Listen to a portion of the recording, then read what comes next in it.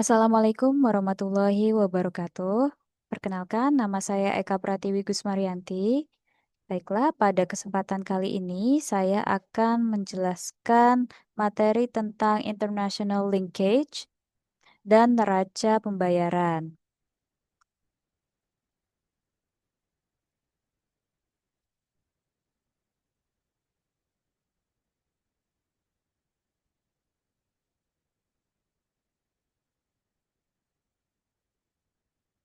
Baiklah, presentasi ini saya buat dalam rangka untuk menyelesaikan UAS Ekonomi Makro pada Universitas Cyber Asia.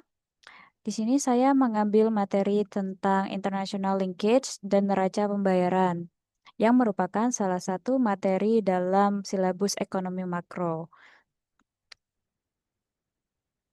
Tujuan pembelajaran ada tiga. Yang pertama itu menjelaskan hubungan ekonomi internasional antar negara atau international linkage. Yang kedua yaitu memahami konsep dan struktur neraca pembayaran. Kemudian menganalisis data neraca pembayaran Indonesia pada tahun 2022 sampai dengan 2023. Nah, sebelum kita mulai, kita harus memahami terlebih dahulu apa itu international linkage atau hubungan internasional, hubungan ekonomi internasional. Hubungan ekonomi internasional ini mencerminkan interaksi ekonomi lintas batas antar negara. Nah, interaksi ini dapat berupa perdagangan barang dan jasa, aliran modal, aliran tenaga kerja, transfer teknologi dan pengetahuan.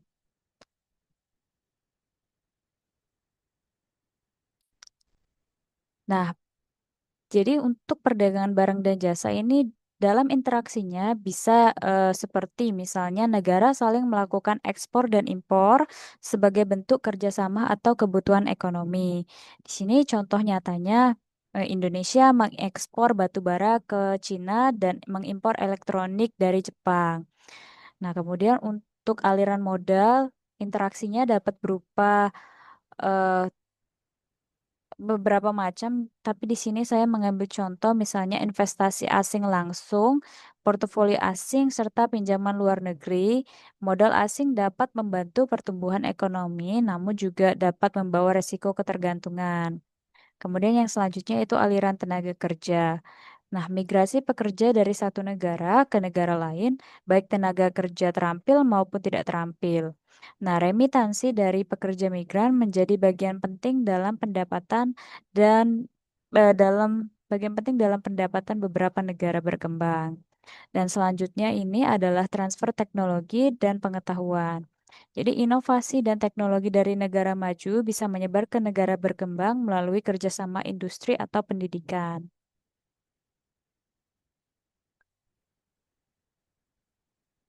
Nah, apa itu dampak international linkage? Jadi, ada beberapa dampak yang ditimbulkan dari hubungan ekonomi internasional, yaitu peluang pasar ekspor menjadi lebih luas.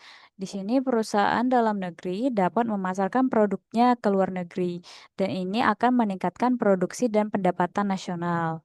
Yang kedua, yaitu ketergantungan terhadap ekonomi global. Jadi di sini ada dampak negatif dan positifnya. Jadi kalau yang kedua ini ketergantungan terhadap ekonomi global, artinya krisis ekonomi di satu negara dapat berdampak pada negara lain, terutama yang memiliki hubungan dagang atau investasi yang erat. Dan yang selanjutnya itu adalah aliran modal yang mempengaruhi nilai tukar. Nah, di sini jika modal asing masuk dalam jumlah besar, nilai tukar cenderung menguat. Namun sebaliknya, jika keluarnya modal besar, maka bisa menyebabkan depresiasi. Yang terakhir itu adalah krisis global yang dapat menyebar. Contohnya itu ada krisis keuangan global di tahun 2008 yang dimulai dari Amerika Serikat, namun dampaknya bisa ke seluruh dunia termasuk Indonesia yang mengalami penurunan ekspor dan investasi asing. Kemudian yang selanjutnya itu adalah konsep neraca pembayaran atau balance of payment atau BOP. Nah, neraca pembayaran di sini maksudnya adalah laporan sistematis atas seluruh transaksi ekonomi antara suatu negara dengan negara lain selama periode tertentu. Biasanya itu selama 1 tahun. Transaksi ini dicatat menggunakan sistem double entry. Nah, yang komponen utamanya itu ada 4. Yang pertama, transaksi berjalan atau current account yang menunjukkan kegiatan ekspor impor barang dan jasa serta transfer pendapatan lintas negara. Yang kedua itu adalah transaksi modal dan finansial. Nah, ini mencerminkan lalu lintas investasi asing, baik berupa investasi langsung, portofolio, maupun pinjaman internasional. Yang ketiga adalah kesalahan dan kelalaian atau errors and omissions. Jadi ini adalah koreksi statistik atas pencatatan yang tidak sempurna. Kemudian yang terakhir itu adalah cadangan devisa yang di sini menunjukkan perubahan posisi devisa yang dimiliki bank sentral sebagai alat untuk menstabilkan nilai tukar.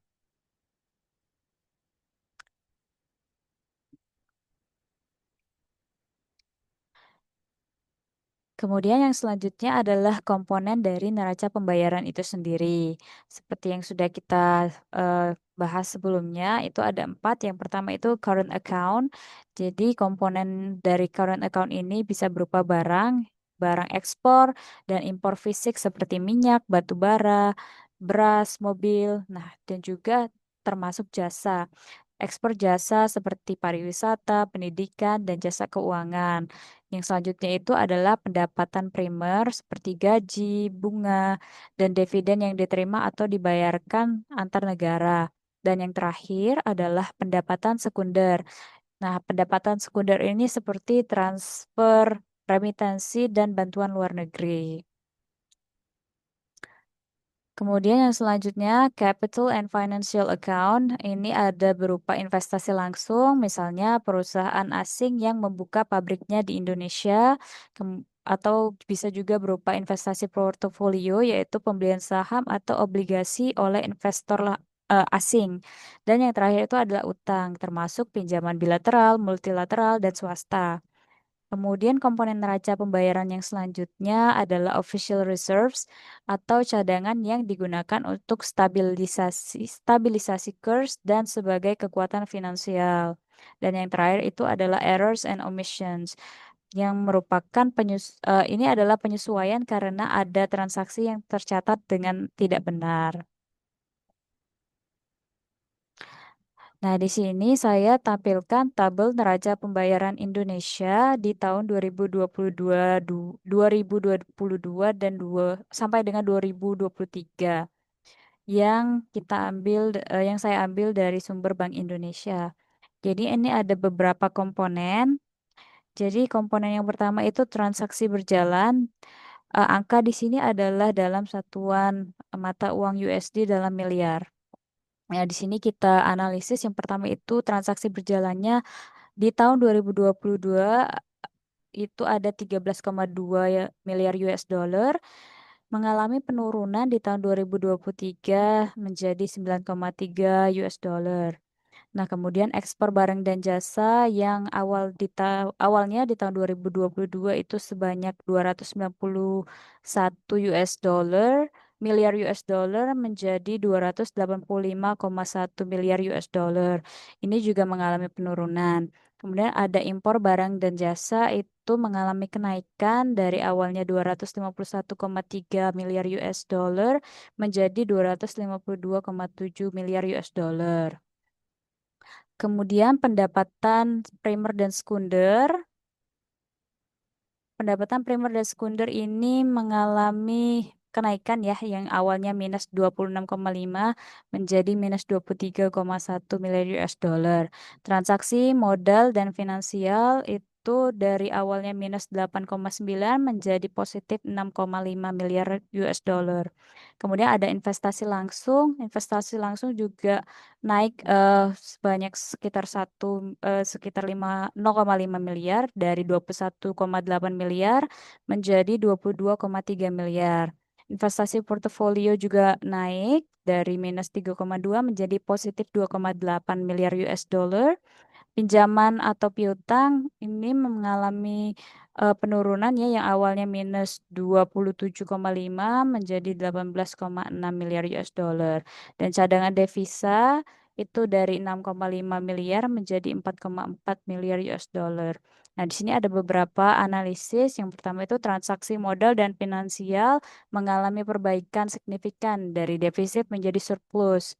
Kemudian cadangan devisa masih bertambah, mencerminkan ketahanan eksternal dan transaksi berjalan tetap surplus walaupun menurun. Nah, kesimpulan yang dapat kita ambil dari materi ini adalah yang pertama itu international linkage menunjukkan keterkaitan ekonomi antar negara melalui perdagangan, investasi, dan keuangan. Neraca pembayaran ini mencerminkan posisi eksternal suatu negara. Dan dari data 2022 dan 2023, data neraca pembayaran Indonesia menunjukkan kondisi yang cukup stabil secara eksternal meskipun ekspornya menurun. Baiklah, cukup sekian materi yang dapat saya sampaikan. Saya mohon maaf apabila terdapat kesalahan kata ataupun kesalahan informasi dan kekurangan saya pada saat menyampaikan presentasi. Saya mohon maaf yang sebesar-besarnya. Saya akhiri. Wassalamualaikum warahmatullahi wabarakatuh. Terima kasih.